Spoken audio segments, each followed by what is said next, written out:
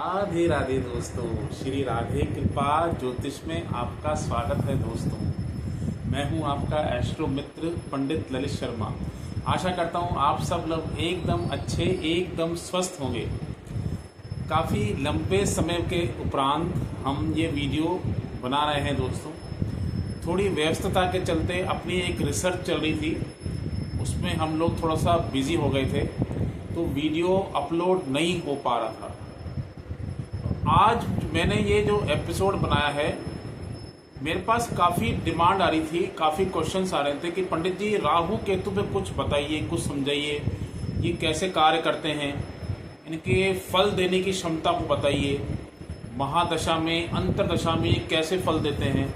देखिए दोस्तों, मैं आपको जो ये आज जो विषय जो हम लोग बात करने वाले हैं, चर्चा करने वाले हैं, अगर आप ज्योतिष के क्षेत्र में कार्य कर रहे हैं, मैं चाहता हूं आप ज्योतिष के क्षेत्र में कार्य करें और खूब उन्नति करें, और आप ज्योतिष का प्रसार भी करें, प्रचार भी करें। क्योंकि मैं देख रहा हूं सोशल मीडिया पे बेवजह के जो है चीज़ें आप डाली जाती हैं उपाय के तौर पे या किसी और तौर पे। देखिए, ज्योतिष जो है रिसर्च का सब्जेक्ट है, इसमें कहीं ना कहीं आप देखोगे मेरा ये मानना है कि एक जन्म भी हमारा काफ़ी नहीं है इसको सीखने में।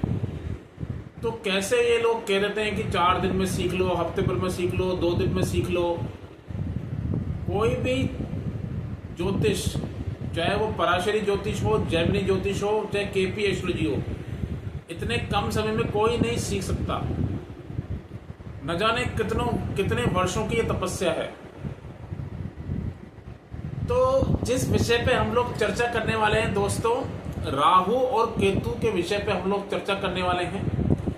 वीडियो को अंत तक देखना। अभी तक आपने इस अपने चैनल को सब्सक्राइब नहीं किया है तो पहला मेरा आपसे अनुरोध है, सब्सक्राइब कर दें, बेल आइकन पे क्लिक कर दें, ताकि आपको जो वीडियो हम अपलोड करते हैं उसका नोटिफिकेशन आपको टाइम पे उपलब्ध हो जाए।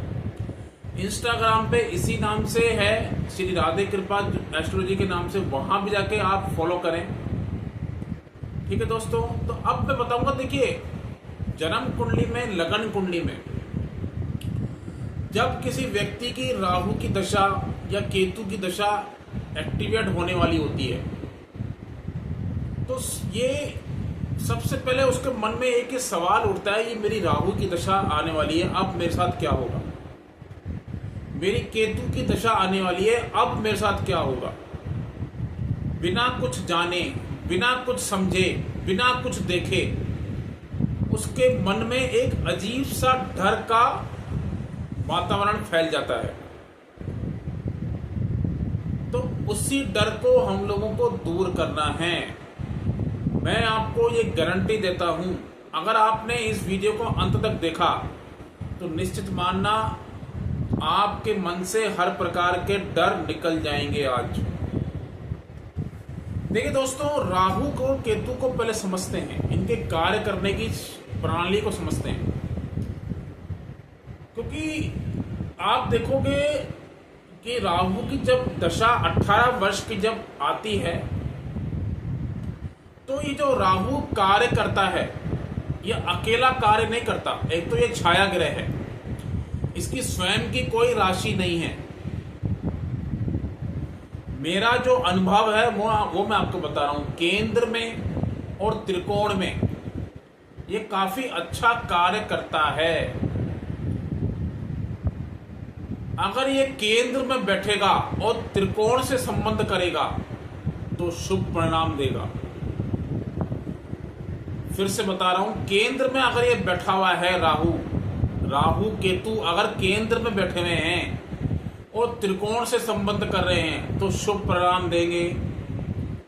अगर त्रिकोण में बैठे हुए हैं, दोनों ही राहु और केतु अगर त्रिकोण में बैठे हुए हैं और केंद्र से संबंध बना रहे हैं तो बहुत अच्छे परिणाम देंगे। अपनी दशा में आपको काफी अच्छे रिजल्ट मिलेंगे। यह सूत्र आप चाहो तो अपनी पत्रिका में आप लगा के देखना, आपको रिजल्ट काफी अच्छा मिलेगा। अब आते हैं दूसरे सूत्रों पर।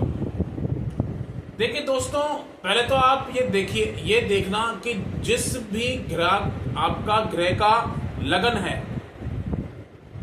क्या उसका संबंध राहु से कैसा है। क्या वो उसका मित्र है, क्या वो उसका शत्रु है, क्या वो सम है, उसका रिलेशन उसका सम है, ये भी आपको देखना बहुत जरूरी है।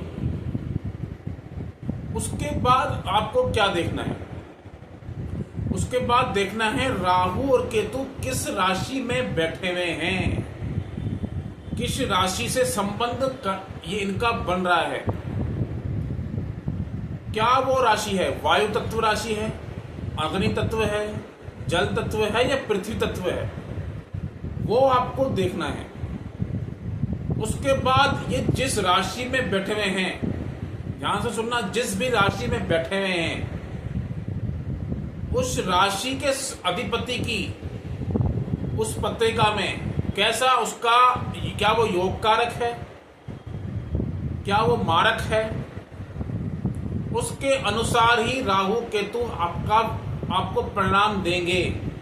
मान लीजिए आपका सिंह लगन की पत्रिका है, सिंह लगन की पत्रिका में राहु देव नवम भाव में बैठे हुए हैं मेष राशि में। मेष राशि सिंह लगन में मंगल देव की है और मंगल देव योग कारक हैं, अति योग कारक, केंद्र त्रिकोण के मालिक हैं। और मान लीजिए ये दशम भाव में बैठे हुए हैं, तो यकीन मानना इस राहु की दशा में आपको काफी अच्छे रिजल्ट मिलेंगे। अच्छी प्रॉपर्टी, अच्छा मान सम्मान, गुरुओं का आशीर्वाद, अपने टीचर्स का आशीर्वाद, अपने बड़ों का आशीर्वाद आपको मिलेगा। मान सम्मान प्रतिष्ठा में वृद्धि मिलेगी।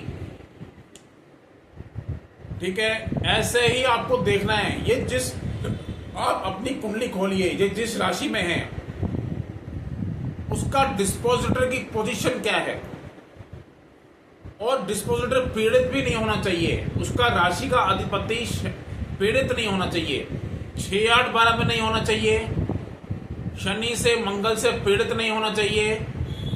ये भी आपको देखना है।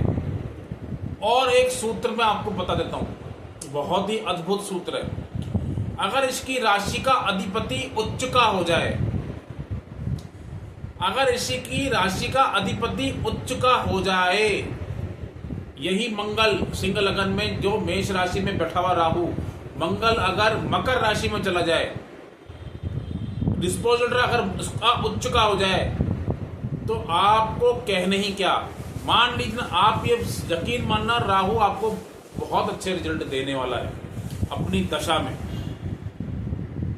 ठीक है, ये सूत्र आपने नोट कर लिया। अब आपको क्या चेक करना है, दूसरी चीज, ये जिस भाव में बैठे हुए हैं उस भाव के अधिपति के अनुसार रिजल्ट देते हैं, भाव सहचर्य के अनुसार ये रिजल्ट देते हैं। मान लीजिए राहु पंचम भाव में है या नवम भाव में है, तो ये उस भाव के लॉर्ड के अनुसार उस भाव के मालिक बन जाएंगे और उसी के अनुसार आपको रिजल्ट देंगे, परिणाम देंगे।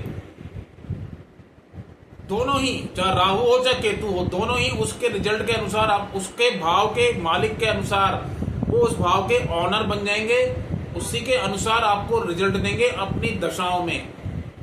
मान लीजिए केतु आपका पंचम भाव में बैठा हुआ है, और जब केतु की दशा आएगी तो ये 5th लॉर्ड बनकर आपको 5th हाउस के परिणाम देगा। ठीक है, अब आते हैं दूसरे सूत्रों पर। देखिए, सबसे पहले आपको क्या चेक करना है, ये जिस, अगर राहु केतु हमेशा तो अकेले बैठेंगे नहीं, कई पत्रिकाओं में आप देखोगे ये किसी के साथ बैठे हुए हैं, किसी ग्रह के साथ बैठे हुए हैं। अब मैं जो आपको बता रहा हूं बड़ा ध्यान से सुनना आप। ये जिस भी ग्रह के साथ बैठे हुए हैं, जिस भी ग्रह के साथ बैठे हुए हैं, चाहे बुध के साथ बैठे हुए हों, शुक्र के साथ बैठे हुए हैं, चंद्रमा के साथ बैठे हुए हैं, ये जिस भी ग्रह के साथ बैठे हुए हैं, केंद्र में बैठे हुए हैं या त्रिकोण में बैठे हुए हैं, अगर वो ग्रह अच्छे घरों का मालिक है, केंद्र का ही मालिक है या त्रिकोण का ही मालिक है, केंद्र का ही मालिक है वो ग्रह या त्रिकोण का मालिक है, तो आपको काफी अच्छे परिणाम मिलेंगे। अगर वो ग्रह 6ठे घर का मालिक है, 8वें घर का मालिक है या 12वें घर का मालिक है। राहु केतु जिस ग्रह के साथ बैठे हुए हैं वो 6th लॉर्ड है, 8th लॉर्ड है या 12th लॉर्ड है, तो आपको अच्छे रिजल्ट नहीं मिलेंगे। राहु केतु की दशा में आपको अच्छे रिजल्ट नहीं मिलेंगे। ये आप सूत्र लगा के देख लेना। अगर वो अच्छे घरों का मालिक है, केंद्र का मालिक है, त्रिकोण, जो राहु के साथ जो भी ग्रह बैठा हुआ है आपकी पत्रिका में, अगर वो अच्छे घरों का मालिक है, केंद्र का मालिक हो, त्रिकोण का मालिक हो, तो आप निश्चित हो जाइए। लेकिन वो 6ठे घर का, 8वें घर का, 12वें घर का मालिक है, तो आपको थोड़ा उपायों की तरफ जाना पड़ेगा। दूसरी बात, अगर ये त्रिशुडायों के मालिक राहु केतु के साथ बैठ जाते हैं, त्रिशुडायों के मालिक 3rd लॉर्ड, 6th लॉर्ड और 11th लॉर्ड, तो क्या होगा? इसमें भी आपको भाव अनुसार ही फल मिलेंगे, मिला जुला परिणाम मिलेगा, न तो अच्छा न बुरा। अब एक चीज आप ध्यान से सुनना, अगर मान लीजिए आपका राहु अकेला बैठा हुआ है और उस पर शुभ ग्रहों की दृष्टि है, मान लीजिए शुक्र की दृष्टि है, बुध की दृष्टि है, अगर गुरुदेव की दृष्टि आ जाए, बृहस्पति देव राहु को देख रहे हैं, तो कहीं ना कहीं आपको शुभता देखने को मिलेगी। राहु की दशाओं में आपको अच्छे रिजल्ट मिलेंगे, शुभता देखने को मिलेगी, क्योंकि राहु के अंदर भी कहीं ना कहीं गुरु के अच्छे शुभ परिणाम आ जाएंगे। 8वें घर का राहु महापापी, 12वें घर का राहु महापापी, ये मैंने पत्रिकाओं पर रिजल्ट लगा कर देखे हैं, तब मैं आपको बता रहा हूं। अष्टम भाव का जो राहु है वो अच्छा नहीं माना गया। 12वें घर का राहु, द्वादश भाव का राहु केतु अच्छा नहीं माना गया। केतु भी राहु भी दोनों ही, इसमें खासकर राहु, 12वें घर का केतु फिर भी अच्छा है, लेकिन 8वें घर का राहु बिल्कुल पापी। लगन का राहु भी कई बार अच्छे रिजल्ट दे देता है, ठीक है।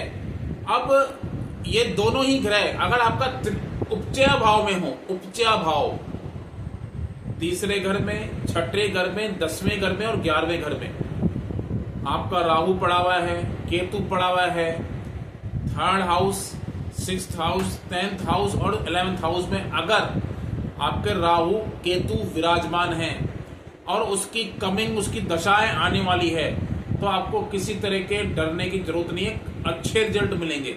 अगर उसकी मित्र राशि में अगर ये बैठे हुए हैं तो बहुत अच्छे रिजल्ट मिलेंगे, कोई दिक्कत नहीं है, कोई समस्या नहीं आएगी आपको।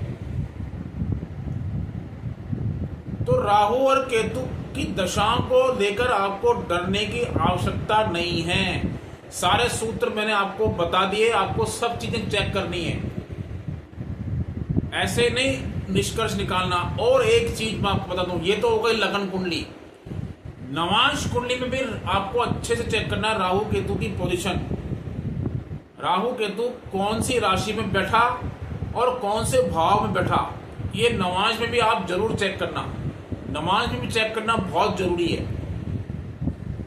लगन कुंडली, आप लगन कुंडली देखें, उसके बाद नवांश कुंडली पे जाए, नवांश कुंडली पे देखें इनका संबंध कौन से भाव से है, कौन सी राशि से है,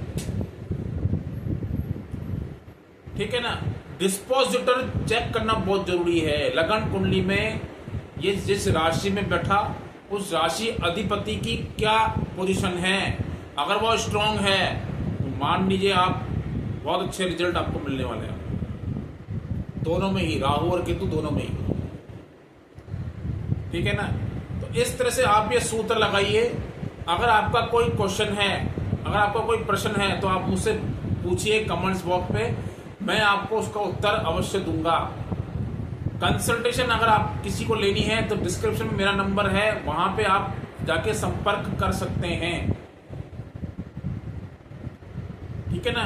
हर तरह की समस्याओं का आपको समाधान मिलने वाला है, क्योंकि ये चैनल आपका ही है, इसको बनाने का उद्देश्य यही है आपके ज्ञान की वृद्धि, किसी भी तरह जो अगर आप ज्योतिष सीख रहे हैं तो आपको ऐसे सूत्र बताए जाएं ताकि आप अगर आप फलित करते हैं तो उसमें आप प्रयोग कर सकें।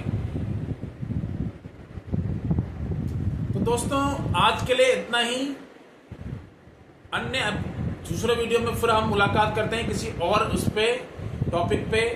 नमस्ते, राधे राधे, जय श्री राम।